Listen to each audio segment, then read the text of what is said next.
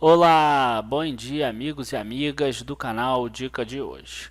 No vídeo de hoje, sábado, dia da gente falar sobre macroeconomia, eu separei aqui, hoje vamos falar um pouco sobre uma economia internacional. Eu acho que o principal ponto que fez a bolsa se movimentar nessa semana foi exatamente a alta de juros promovidas lá nos Estados Unidos pelo Federal Reserve. No vídeo de hoje a gente vai ver como isso afeta o nosso mercado, como pode afetar a bolsa, os próprios ativos que a gente compra na Bolsa do Brasil. Então curtam o vídeo já, compartilhem com os amigos, se inscrevam no canal, aperta ali o sininho também para receber as notificações e logo depois da vinheta a gente já começa.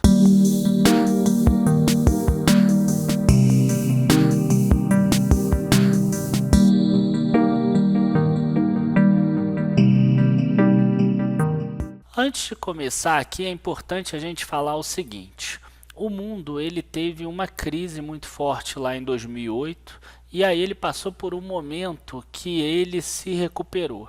O mundo todo teve uma alta muito grande de 2011 mais ou menos até 2017. Então o mundo todo praticamente surfou. É claro que o Brasil perdeu boa parte dessa alta. A gente só conseguiu começar a crescer a partir de 2016. Então a gente teve aí um período de crescimento muito menor, que a gente não conseguiu acompanhar a economia internacional. Então, enquanto o vento estava a favor, a gente não conseguiu aproveitar isso apenas esses últimos 2 anos, e agora a gente tem que aprender a navegar com o mundo todo com o vento contra. A gente já vê aqui na foto a fonte do próprio Federal Reserve, uma matéria da Globo.com. A gente vê que os Estados Unidos eles tinham taxa de 0%, uma banda aqui entre 0 e 0,25% no início de 2017. E essa taxa veio subindo ao longo do tempo, ela passou aqui para 1% na taxa máxima da banda, aí passou para 1,25%, 1,5% e agora chegou a 2%. Cabe ressaltar também que o presidente do Federal Reserve mudou, e agora quem é o Jerome Powell? E o Jerome Powell a gente já viu que ele já subiu 2 vezes exatamente a taxa de juros. A gente já começa a perceber e já tem alguns agentes nos Estados Unidos que falam que essa taxa de juros em 2019 pode chegar até a 3,5% nessa parte superior da banda. Então seriam mais 6 altas de 0,25%. E por que essa taxa de juros nos Estados Unidos elas vão continuar crescendo? Porque a taxa de juros ela é usada em qualquer país para você controlar a inflação, aumentando ou reduzindo aí o crescimento da economia. Os Estados Unidos hoje ele tem um crescimento da economia muito forte, tem uma taxa de desemprego, apesar de ser muito baixa, ali próximo de 4%, ela ainda está em queda, e a gente tem aumento dos investimentos das empresas, e a inflação ela começa a crescer, ela começa a se aproximar do objetivo de 2% ao ano, que é a taxa que o Banco Central dos Estados Unidos ele trabalha. E existe um risco muito grande se o país tiver uma inflação muito grande, então o governo dos Estados Unidos, a partir do Banco Central, vai fazer o máximo para controlar essa inflação exatamente no 2% ao ano, e com isso a taxa de juros deve crescer para que o crescimento da economia não seja tão forte assim. O que acontece é que as pessoas começam a ganhar mais dinheiro, então elas acabam consumindo mais, isso gera um excesso de demanda e aí as empresas precisam começar a investir cada vez mais. É um cenário um pouco ao contrário do que a gente viu no Brasil até agora, então às vezes fica até difícil da gente imaginar, mas é algo muito parecido com o que a gente teve ali em 2010, 2011, 2012 e também ali de 2003 a 2007. Mas o que isso interessa para a gente? E aí agora a gente começa a falar do Brasil. Se a gente pegar a previsão, por exemplo, do Boletim Focus, a gente vai ver que na semana passada, na segunda-feira da semana passada, foi divulgada exatamente essas expectativas para 2018. A gente tinha aqui o IPCA para o fim do ano de 3,82% ao ano e uma meta no fim do ano da taxa Selic de 6,50%. Quando a gente divide um pelo outro, a gente chega numa taxa de ganho real de 2,58% ao ano em reais. E aí eu fico perguntando assim, você imagina se no final do ano a taxa nos Estados Unidos chegar em 2,5% ao ano, como já falam alguns especialistas, com uma inflação de 1,8%, então um ganho real mais ou menos de 0,7% em dólar, e no Brasil você ganharia 2,58% em reais. Se você fosse um investidor estrangeiro que pudesse aplicar seu dinheiro em qualquer lugar do mundo, você investiria no Brasil para ganhar 2,58%? Você pode investir nos Estados Unidos para ganhar 0,6 ou 0,7%? Eu acho que você não faria isso. Assim como eles também não vão fazer isso. Então a gente começa a ver uma saída muito grande de recursos de investidores estrangeiros do próprio Brasil para outros lugares. Tá? Então é aquela questão que o americano gosta muito de chamar, que é flight to quality, é o voo para a qualidade. Então eles estão saindo de mercados emergentes para mercados desenvolvidos, porque aquela taxa de juros zero, aquela taxa negativa já está começando a não existir mais. Então a gente já começa a ter países que têm taxas positivas e que são mais interessantes do que aplicar no Brasil para ganhar 2,58%. Para 2019 já melhora um pouco mais, já vira 3,77% ao ano, e isso se a Selic subir para 8%. Só que o Brasil ele não compete apenas com os Estados Unidos ou com os países desenvolvidos. Ele compete também o dinheiro com outros países em desenvolvimento. E aqui a gente consegue ver exatamente a saída de estrangeiros. Em 11 dias agora de junho, já teve uma saída aqui de quase 3 bilhões e meio. Os investidores estrangeiros compraram 49 bilhões de reais na bolsa e venderam 53 bilhões.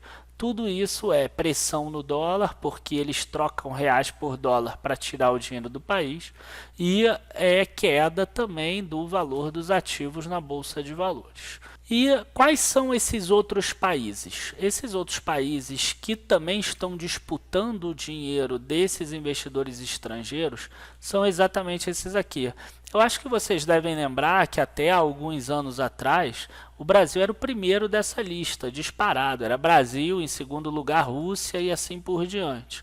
E quando a gente começa aqui a ver as projeções, por exemplo, da Infinity Asset Management, a gente percebe que o Brasil já foi para sétimo. Ele tem o sétimo maior juro real do mundo, mostrando que como a situação hoje do Brasil aí de dívida, por exemplo, que está muito alta a relação dívida-PIB, a questão do déficit primário, o Brasil não melhorou a economia dele para ele poder ter reduzido assim a taxa de juro real dele.